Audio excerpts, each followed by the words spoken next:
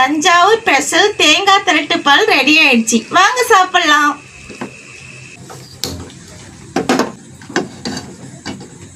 ஒரு கரண்டி பைத்தம்பருப்பு சேர்த்துக்கலாம். அரை கரண்டி பச்சரிசி சேர்த்துக்கலாம். நல்லா வறுத்து எடுத்துக்கலாம். அடுப்பை சிம்மில் வச்சுட்டு கறிகிடாம வறுபட்டுன்னு ஒரு வாசனை வரும். அப்போ போய் இறக்கி கொட்டிக்கலாம். ஒரு தட்டில் வறுத்து வச்சது மிக்ஸி சாரில் சேர்த்துக்கலாம்.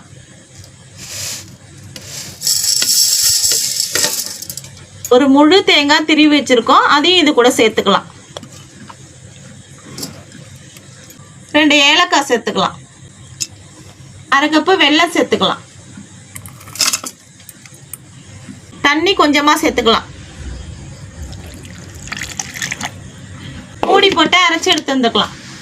இந்த மாதிரி நைஸா அரைச்சி எடுத்து வந்துக்கலாம். நெய் சேர்த்துக்கலாம். உங்களுக்கு விருப்பமான நட்ஸை சேர்த்துக்கோங்க. நாங்கள் இப்போ என்ன சேர்க்க போறோம்னா தேங்காய், பாதாம், பரங்கி விதை, இதை 3 தான் நாங்கள் சேர்க்க போகிறோம். முக்கியமாக தேங்காவை மறந்துடாதீங்க.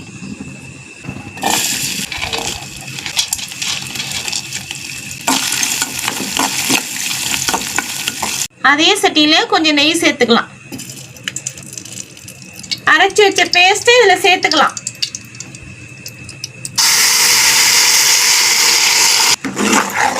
நல்லா கிண்டி விட்டுட்டே இருந்தால் கலர் மாறி வரும். அடி பிடிக்காம கிண்டிக்கிட்டே இருக்குங்க. 10 நிமிஷம் கிண்டிகிட்டே இருங்க. கொஞ்சமாக உப்பு சேர்த்துக்கலாம். அப்போ தான் இனிப்பு நல்லா எடுத்து கொடுக்கும். இந்த பாருங்க, சூப்பராக கலர் மாறி நெய்யெல்லாம் மேலே மிதக்குது பாருங்க. இந்த பதத்தில் நம்ம வறுத்து வச்சிருக்க நட்ஸை சேர்த்துக்கலாம். அவ்வளோதாங்க. இது ஒரு கிண்டி இறக்குனா தஞ்சாவூர் ஸ்பெஷல் தேங்காய் திரட்டு பால் ரெடி ஆயிடுச்சு. வாங்க சாப்பிடலாம்.